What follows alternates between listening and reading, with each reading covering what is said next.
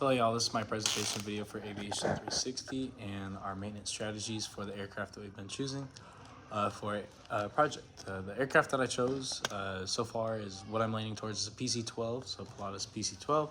Purchasing a new aircraft, so the NGX model or PC-12 Pro, and that's what I've chosen to pick. The reasons being is because they are a single pilot, single PT6 powered engine that is a renownedly known engine. Sorry, allergies make me stutter.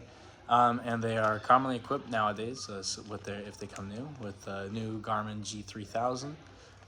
If we get just the older model, so not like an NGX rather than a new one, we would get the Honeywell package is the avionics, and then we can see some of the older PC-12s being retrofitted with G3Xs, with the GFC autopilot, the GFC 500 autopilot, as well as the 700 series screen, the big screen that we would see, just giant 650 XI. But that's the aircraft that I've chosen. Looking through at the Honeywell ESP system as well as the Pratt & Whitney MSP system is the ability to have a scheduled program for maintenance, whether that be for the avionics that we see on the Honeywell side or for the Pratt & Whitney side being the power plant. It gives us a way to schedule maintenance, make sure that we have certain things maintained, as well as the legal side of it, especially whenever it comes to keeping things up and ready for the annual. Will help take away some of the costs that we might see with that. A big keynote if we were to join the Honeywell system is we don't necessarily have Honeywell products because we're buying a new aircraft. I personally would prefer to have the Garmin system, the G3000 or G3X. I'm a big fan of the G3X and the GFC 500 autopilot, and that's what I would choose. So if we were to join the Honeywell program, that would cover things like our avionics, maybe lights inside the airplane, our APU, anything electrical that would go on with the aircraft. So not necessarily power plant. That's where the Pratt & Whitney side would come in, the MSP, because that would cover our power plant, and our power plant is important to have covered not only as just a manufacturer warranty, but also a manufacturer service program, because that service program allows us to take it in for continued service, not just maintenance work, and keeps our airplane running strong.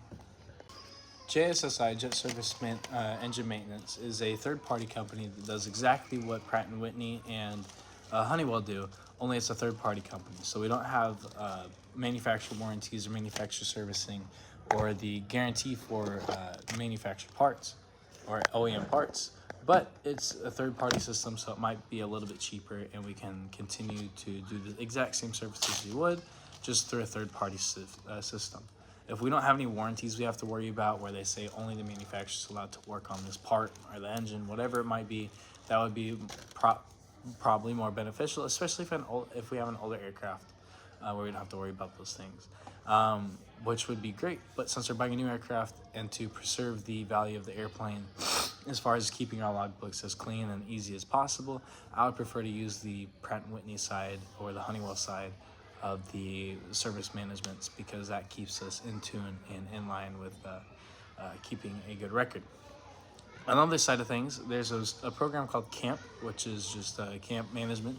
It's how we can track our records, our maintenance documents, our annual, any service-related documents, and we can keep our airplanes in check and making sure that we have everything documented, making sure it's legal. If we ever get a ramp check, we can say, look at our documents. We have everything you might need here, and it's easy to sort through. We don't have to go and call the different maintenance shops, call the avionics shops, and check to make sure we have our inspections done, our GPS is up to date, when that was done, how that was done, who did it.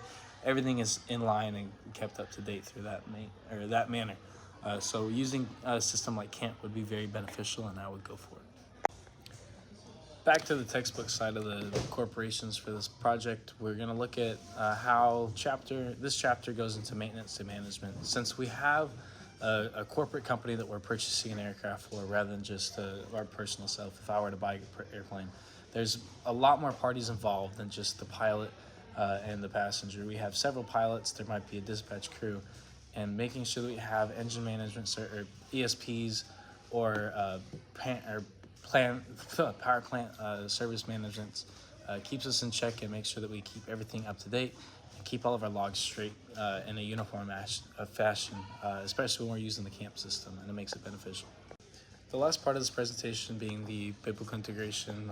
My Bible quote that I found, the verse, is commit your work to the Lord and your plans will be established. And that relates back to us because in the aviation world, we have to have a set way, a standardized way, whether it's SOPs, an SMS system, a management system for the power plant, engine, avionics, anything that we have to have it uniform, meaning that we have to commit to a certain standard, the FAA standard, to make sure that we are ensuring we're safe, we're legal, and we do everything by the book. And I feel like this speaks back to us because we have to be professional in what we're doing, especially whenever it comes to choosing a plan to maintain the engine and avionics that we have for our PC-12.